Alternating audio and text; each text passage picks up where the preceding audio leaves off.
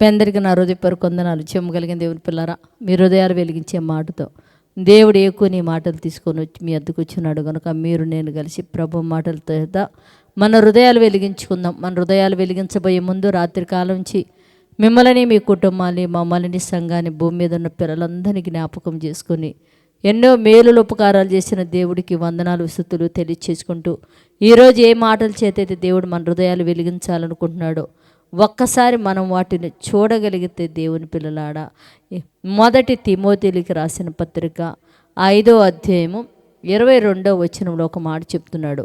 నీవు పవిత్రుడుగా ఉండునట్లు చూచుకొనుము అన్నాడు. అంటే ఇదిగో అయ్యా నాయన తిమోతి, యేసయ్య మనకి ఏం చెప్తున్నాడంటే, ఇదిగో తిమోతి నువ్వు పవిత్రుడుగా ఉండుటకు చూసుకోండి అన్నాడు. అంటే ఎదుటివారు మనల్ని పవిత్రపరచలేరు కానీ దేవుని పిల్లారా, మనమే ప్రభువునందు యేసయ్య మాటల యందు విశ్వాసం ఉంచి మనల్ని మనం ఏం చేయాలంటే పవిత్రులుగా మార్చుకోవాలా. పవిత్రులుగా మార్చుకున్న మనం పవిత్రులుగా నిలబడటానికి మనల్ని మనం చూసుకొని ఒక పోరాటం అనేది భూమి మీద మనం సాగించాలంటున్నాడు. ఎందుకంటే పవిత్రులు పరిశుద్ధులే దేవుని ఎదుట నిలబడగలిగే అర్హత ఉంది.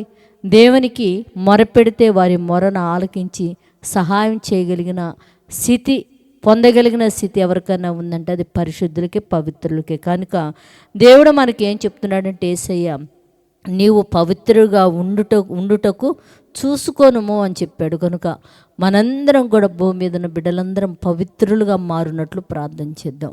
పరిశుద్ధుడా, చిమ్మగలిగిన మా పరలోక తండ్రి, నయనాన్ని కృపగలిగిన మా నామానికి వందనాలు తండ్రి. యేసయ్య ద్వారా నువ్వు మాతో మాట్లాడావయ్యా. ఇదిగో భూమి మీద మేమందరం కూడా పవిత్రులుగా ఉండునట్లు ప్రార్థన చేసుకోండి, చూసుకోండి అంటున్నావు తండ్రి. ప్రతి బిడ్డ ప్రార్థన చేసుకొని పవిత్రులుగా మారి నీ ఎదుట నిలబడి తండ్రి అని పిలిచే గొప్ప భాగ్యం అనుగ్రహించమని అడుగుతూ తండ్రి, ఇదిగో తండ్రి ఈరోజు నైనా పొట్ట చేత పట్టుకొని ఏ కోనెలిచ్చి పనులకు పరుగులేడుతున్నా నీ బిడ్డల జ్ఞాపకం చేసుకోండి నాయన. అయా పొలం అని నా తండ్రి, ఉద్యోగాలని, చదువులని, చిన్న వ్యాపారాల నిమిత్తం బిడ్డలు వెళుతుండగా తండ్రి, ఏలినని బిడ్డలను క్షేమంగా గృహానికి చేర్చి సాయంత్రం నీ సన్నిధానంలో కూర్చొని నేను ఆరాధించే భాగ్యమే అని అడుగుతూ తండ్రి, ఏ కుటుంబంలో అయితే నా తండ్రి నేను అనారోగ్యంతో బాధపడుతున్నారో అట్టి కుటుంబాలు మీరు దర్శించి తండ్రి, వారు ప్రార్థన చేసినప్పుడు వారు మనల్ని ఆలకించి మీరు సహాయం చేసి మేలును దయచేయమని మా రక్షకుడు నీ కుమారుడనే యేసయ్య పరిశుద్ధ నామములో ఈ ప్రార్థన అడిగి వేడుకుంటున్నాము తండ్రి. ఆమెన్.